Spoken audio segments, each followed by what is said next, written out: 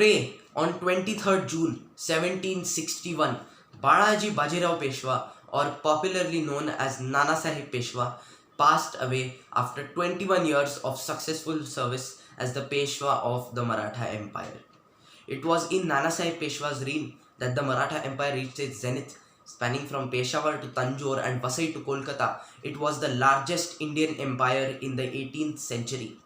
It was in Nanasaheb Peshwa's reign that the Marathas got equipped with a fully efficient artillery, and it was from Nanasaheb Peshwa's reign that the Peshwas became the virtual sovereigns and rulers of the Maratha Empire.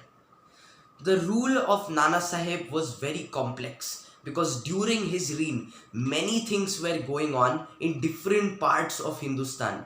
There were also new powers that were coming up. Not only new Indian powers, but also European powers like the English and the French, who were trying to make their own place in India.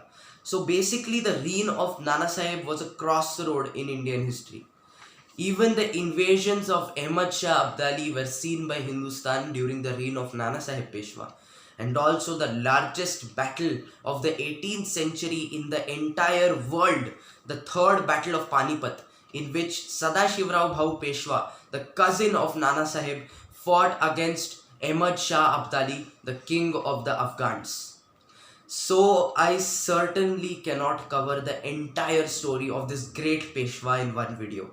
But I can tell you about Nanasaheb's most ambitious project.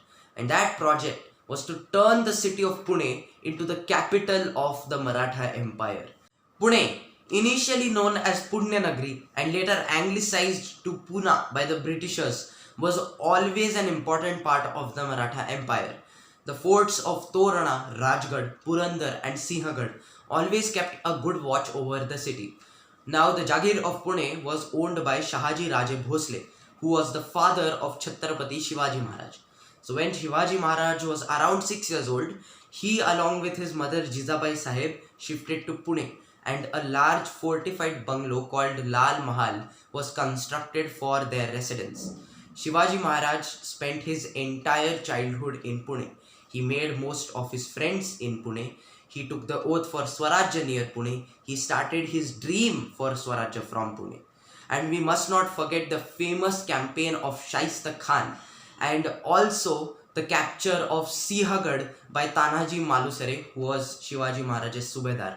And I'll cover both of these battles, or you can say campaigns, in future videos. So basically, Pune was an important part in the life of Chhatrapati Shivaji Maharaj.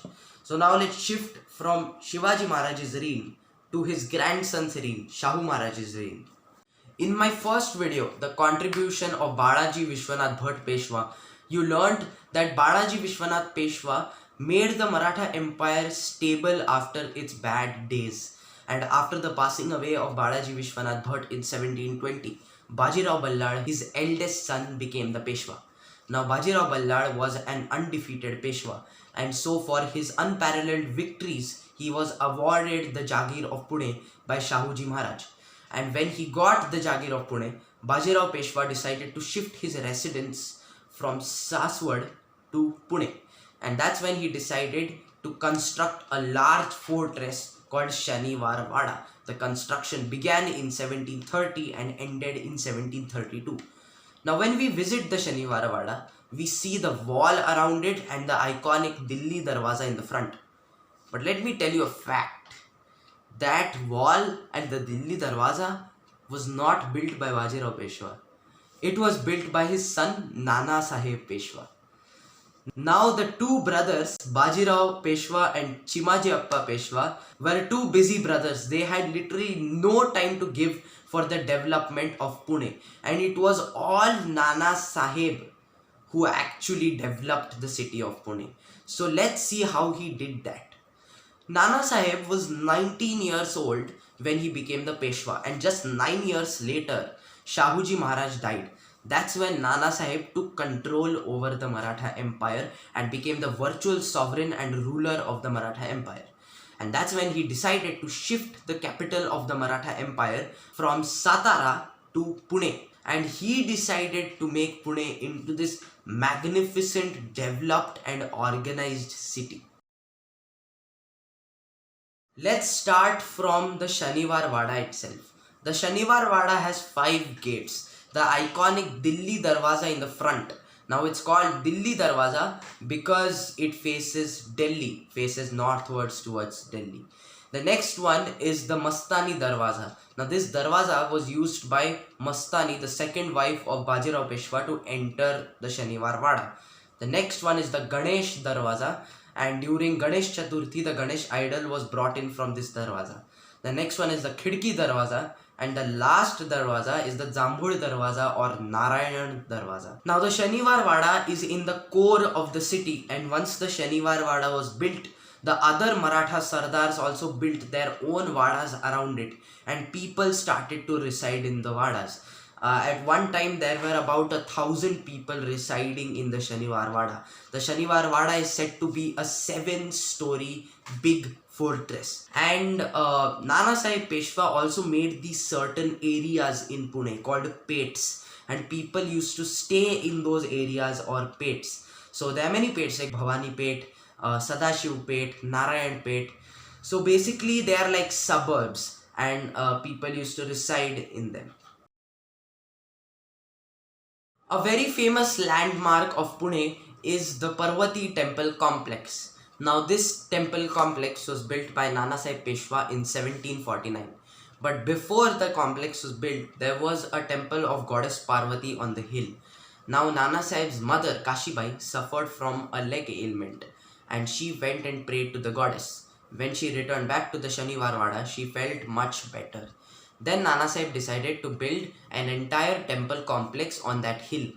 So the main 5 temples which Nanasaheb built in the starting were first Lord Shiva, after that Lord Surya, the sun god, then Lord Ganesh, after that Vishnu in the form of Janardhan, and then goddess Parvati.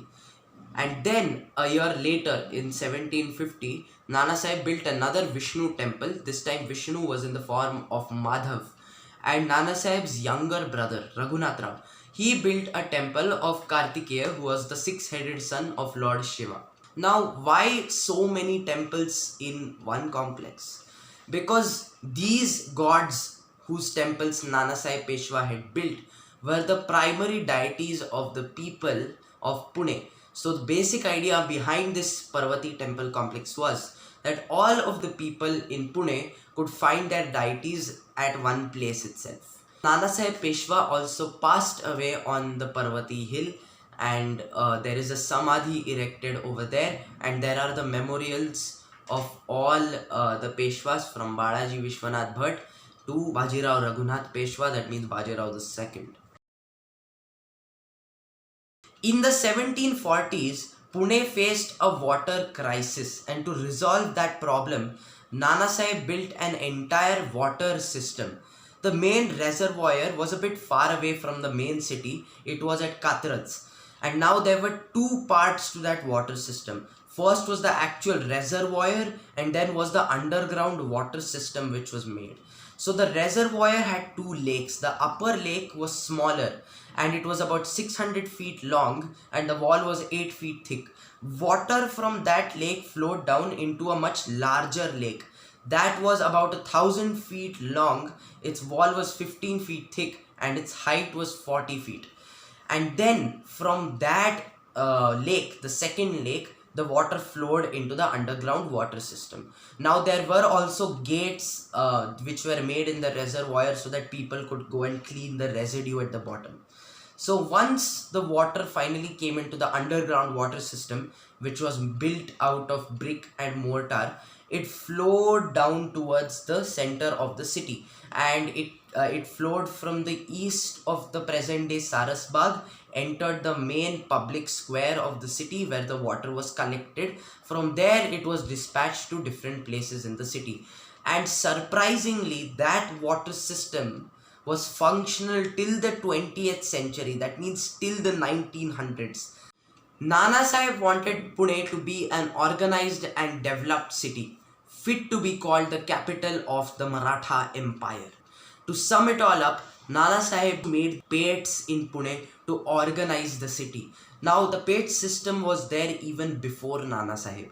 But when the Peshwai throne shifted to Pune, when the entire capital of the Maratha Empire shifted to Pune, the population in Pune naturally increased, and to optimize the living space in Pune, Nanasaheb had to distribute it into more pets, into more living areas for people.